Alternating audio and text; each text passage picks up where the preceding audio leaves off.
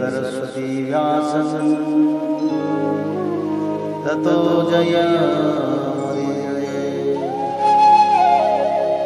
मूकं करोति वाचालं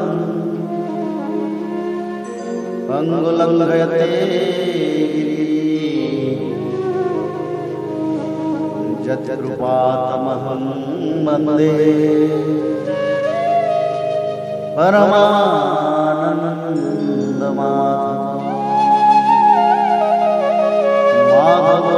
माधवो वाक्यं माधवो हरि परन्ते साधवा नित्यं सकलकार्येषु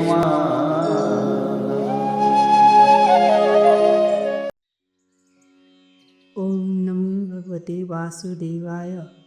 अथेकोन विश्व अध्याय। भगवान वामन का बलि से 3 पर पृथ्वी मांगना, बलि का वचन देना और शुक्राचार्य जी का उन्हें रोकना।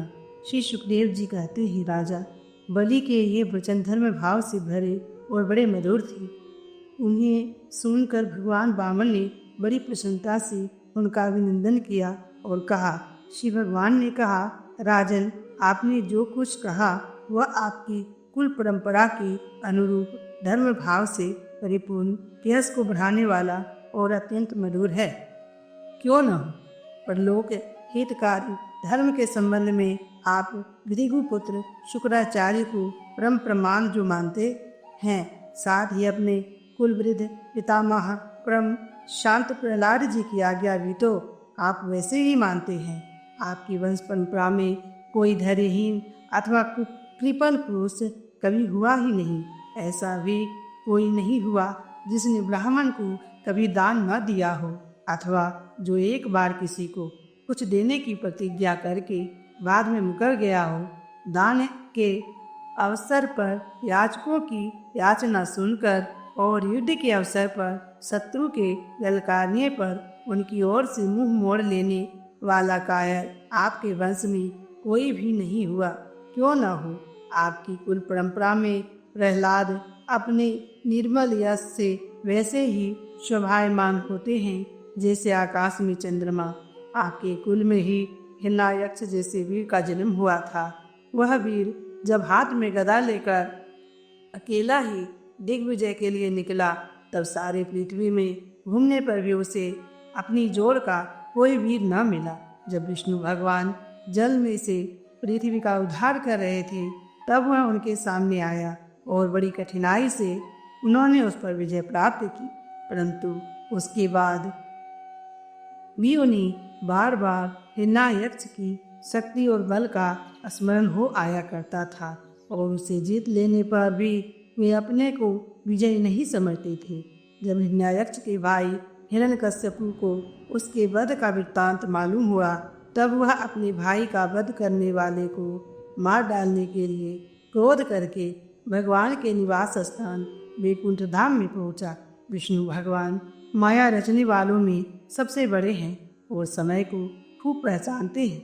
जब उन्होंने देखा कि हिरण्यकश्यपु तो हाथ में शूल लेकर काल की भांति मेरे ही ऊपर धावा कर रहा है, तब उन्होंने विचार किया, जैसे संसार के प्राणियों के पीछे मृत्यु लगी रहती है, वैसे ही मैं जहाँ जहाँ जाऊँगा वहीं वहीं यह मेरा पीछा करेगा। इसलिए मैं इसके हृदय में प्रवेश कर जाऊं, जिससे यह मुझे देख न सके, क्योंकि यह तो बहिर्मुख है, बाहर की वस्तुएं ही देखता है। असुर शिरोमणि जिस समय हिरण्यकश्यपु उन पर झपट रहा था, उसी समय ऐसा निश्चय करके डर से कांपते हुए विष्णु भगवान ने अपने शरीर को सूक्ष्म बना लिया और उसके प्राणों के द्वारा नासिका में से होकर हृदय में जा बैठे। हिरण्यकश्यपु ने उनके लोक को भली भांति छान डाला, परंतु उनका कहीं पता न चला। इस पर क्रोधित होकर वह सिंहनाद करने लगा। उस वीर ने पृथ्वी, स्वर्ग, दिशा, आकाश, पाताल और समुद्र सब कहीं विष्णु भगवान को ढूंढा, परंतु वे कहीं भी उसे दिखाई न दिए। उनको कहीं न देखकर वह कहने लगा, मैंने सारा जगत छान डाला, परंतु वह मिला नहीं। अवश्य ही वह मृत्युघाती उस लोक में चला गया जहाँ जाकर फिर लौटना नहीं होता। बस अब उससे बैर भाव रखने की आवश्यकता नहीं, क्योंकि बैर तो देह के साथ ही समाप्त हो जाता है। क्रोध का कारण अज्ञान है और अहंकार से उसकी वृद्धि होती है। राजन, आपके पिता प्रहलाद नंदन विरोचन बड़े ही ब्राह्मण भक्त थे। यहाँ तक कि उनके शत्रु देवताओं ने ब्राह्मणों का वेश बनाकर उनसे उनकी आयु का दान मांगा और उन्होंने ब्राह्मणों के छल को जानते हुए भी अपनी आयु दे डाली। आप भी उसी धर्म का आचरण करते हैं जिसका शुक्राचार्य आदि गृहस्थ ब्राह्मण, आपके पूर्वज प्रहलाद और दूसरे यशस्वी वीरों ने पालन किया है। दैत्येंद्र, आप मुँह मांगी वस्तु देने वालों में श्रेष्ठ हैं। इसी से मैं आपसे थोड़ी सी पृथ्वी केवल अपने पैरों से 3 डग मांगता हूँ। माना कि आप सारे जगत के स्वामी और बड़े उदार हैं, फिर भी मैं आपसे इससे अधिक नहीं चाहता। विद्वान पुरुष को केवल अपनी आवश्यकता के अनुसार ही दान स्वीकार करना चाहिए। इससे वह प्रतिग्रह जन्य पाप से बच जाता है। राजा बलि ने कहा, ब्राह्मण कुमार, तुम्हारी बातें तो वृद्धों जैसी है, परंतु तुम्हारी बुद्धि अभी बच्चों की सी ही है। अभी तुम हो भी तो बालक ही, न इसी से अपना हानि लाभ नहीं समझ रहे हो। मैं तीनों लोकों का एकमात्र अधिपति हूँ और दीप का दीप दे सकता हूँ। जो मुझे अपनी वाणी से प्रसन्न कर ले और मुझसे केवल 3 डग भूमि मांगे, वह भी क्या बुद्धिमान कहा जा सकता है। ब्रह्मचारी जी, जो एक बार कुछ मांगने के लिए मेरे पास आ गया, उसे फिर कभी किसी से कुछ मांगने की आवश्यकता नहीं पड़नी चाहिए। अतः अपनी जीविका चलाने के लिए तुम्हें जितनी भूमि की आवश्यकता हो उतनी मुझसे मांग लो। श्री भगवान ने कहा, राजन, संसार के सब प्यारे विषय एक मनुष्य की कामनाओं को भी पूर्ण करने में समर्थ नहीं है, यदि वह अपनी इंद्रियों को वश में रखने वाला संतोषी न हो। जो 3 पग भूमि से संतोष नहीं कर लेता, उसे 9 वर्षों से युक्त एक दीप भी दे दिया जाए तो भी वह संतुष्ट नहीं हो सकता, क्योंकि उसके मन में 7वां दीप पाने की इच्छा बनी ही रहेगी। मैंने सुना है कि नीतू, गय आदि नरेश 7 दीपों के अधिपति थे, परंतु उतने धन और भोग की सामग्रियों के मिलने पर भी वे तृष्णा का पार न पा सके। जो कुछ प्रारब्ध से मिल जाए उसी से संतुष्ट हो रहने वाला पुरुष अपना जीवन सुख से व्यतीत करता है, परंतु अपनी इंद्रियों को बस में न रखने वाला तीनों लोकों का राज्य पाने पर भी दुखी ही रहता है, क्योंकि उसके हृदय में असंतोष की आग धधकती रहती है। धन और भोगों से संतोष न होना ही जीव के जन्म मृत्यु के चक्कर में गिरने का कारण है, तथा जो कुछ प्राप्त हो जाए उसी में संतोष कर लेना मुक्ति का कारण है। जो ब्राह्मण स्वयं प्राप्त वस्तु से ही संतुष्ट हो रहता है, उसके तेज की वृद्धि होती है। उसके असंतोषी हो जाने पर उसका तेज वैसे ही शांत हो जाता है जैसे जल से अग्नि। इसमें संदेह नहीं कि आप मांगी वस्तु देने वालों में शिरोमणि हैं, इसलिए मैं आपसे केवल 3 पग भूमि ही मांगता हूँ। इतने से ही मेरा काम बन जाएगा। धन उतना ही संग्रह करना चाहिए जितने की आवश्यकता हो। श्री सुखदेव जी कहते हैं, भगवान के इस प्रकार कहने पर राजा बलि हंस पड़ी। उन्होंने कहा, अच्छी बात है, जितनी तुम्हारी इच्छा हो उतनी ही ले लो। यो कहकर वामन भगवान को 3 पग पृथ्वी का संकल्प करने के लिए उन्होंने जलपात्र उठाया। शुक्राचार्य जी सब कुछ जानते थे, उनसे भगवान की यह लीला भी छिपी नहीं थी। उन्होंने राजा बलि को पृथ्वी देने के लिए तैयार देखकर उनसे कहा। शुक्राचार्य जी ने कहा, विरोचन कुमार, ये स्वयं अविनाशी भगवान विष्णु हैं। देवताओं का काम बनाने के लिए कश्यप की पत्नी अदिति के गर्भ से अवतीर्ण हुए हैं। तुमने यह अनर्थ न जानकर कि ये मेरा सब कुछ छीन लेंगे, इन्हें दान देने की प्रतिज्ञा कर ली है। यह तो दैत्यों पर बहुत बड़ा अन्याय होने जा रहा है, इसे मैं ठीक नहीं समझता। स्वयं भगवान ही अपनी योग माया से यह ब्रह्मचारी बनकर बैठे हुए हैं। ये तुम्हारे राज्य, ऐश्वर्य, लक्ष्मी, तेज और विश्वविख्यात कृति सब कुछ तुमसे छीनकर इंद्र को दे देंगे। ये विश्व रूप है, 3 पग में तो ये सारे लोगों को नाप लेंगी। मूर्ख है, जब तुम अपना सर्वस्व ही विष्णु को दे डालोगे तो तुम्हारा जीवन निर्वाह कैसे होगा। ये विश्वव्यापक भगवान एक पग में पृथ्वी और दूसरे पग में स्वर्ग को नाप लेंगे।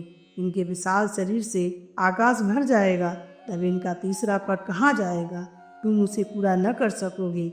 ऐसी दशा में मैं समझता हूँ कि प्रतिज्ञा करके पूरा न कर पाने के कारण तुम्हें नरक में ही जाना पड़ेगा, क्योंकि तुम अपनी की हुई प्रतिज्ञा को पूर्ण करने में सर्वथा असमर्थ होगे।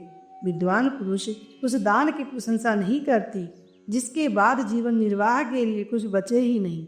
जिसका जीवन निर्वाह ठीक ठीक चलता है वही संसार में दान, यज्ञ, तप और परोपकार की कर्म कर सकता है। जो मनुष्य अपने धन को 5 भागों में बांट देता है, कुछ धर्म के लिए, कुछ यश के लिए, कुछ धन की अभिवृद्धि के लिए, कुछ भोगों के लिए और कुछ अपने स्वजनों के लिए, वही इस लोक और परलोक दोनों में ही सुख पाता है। असुर शिरोमणि, यदि तुमने अपनी प्रतिज्ञा टूट जाने की चिंता हो तो मैं इस विषय में तुम्हें कुछ ऋग्वेद की श्रुतियों का आशय सुनाता हूँ। तुम सुनो। श्रुति कहती है, किसी को कुछ देने की बात स्वीकार कर लेना सत्य है और नकार जाना अर्थात अस्वीकार कर देना असत्य है। यह शरीर एक वृक्ष है और सत्य इसका फल फूल है, परंतु यदि वृक्ष ही न रहे तो फल फूल कैसे रह सकते हैं? क्योंकि नकार जाना अपनी वस्तु दूसरे को न देना, दूसरे शब्दों में अपना संग्रह बचाए रखना, यही शरीर रूप वृक्ष का मूल है। जैसे जड़ न रहने पर वृक्ष सूख कर थोड़े ही दिनों में गिर जाता है, उसी प्रकार यदि धन देने से अस्वीकार न किया जाए तो यह जीवन सूख जाता है, इसमें संदेह नहीं। हाँ, मैं दूंगा, यह वाक्य ही धन को दूर हटा देता है, इसलिए इसका उच्चारण ही अपूर्ण अर्थात धन से खाली कर देने वाला है। यही कारण है कि जो पुरुष हाँ मैं दूंगा ऐसा कहता है वह धन से खाली हो जाता है। जो याचक को सब कुछ देना स्वीकार कर लेता है वह अपने लिए भोग की कोई सामग्री नहीं रख सकता। इसके विपरीत मैं नहीं दूंगा, यह जो अस्वीकारात्मक असत्य है वह अपने धन को सुरक्षित रखने तथा पूर्ण करने वाला है, परंतु ऐसा सब समय नहीं करना चाहिए। जो सबसे सभी वस्तुओं के लिए नहीं करता रहता है उसकी अपकृति हो जाती है, वह तो जीवित रहने पर भी मृत के समान ही है।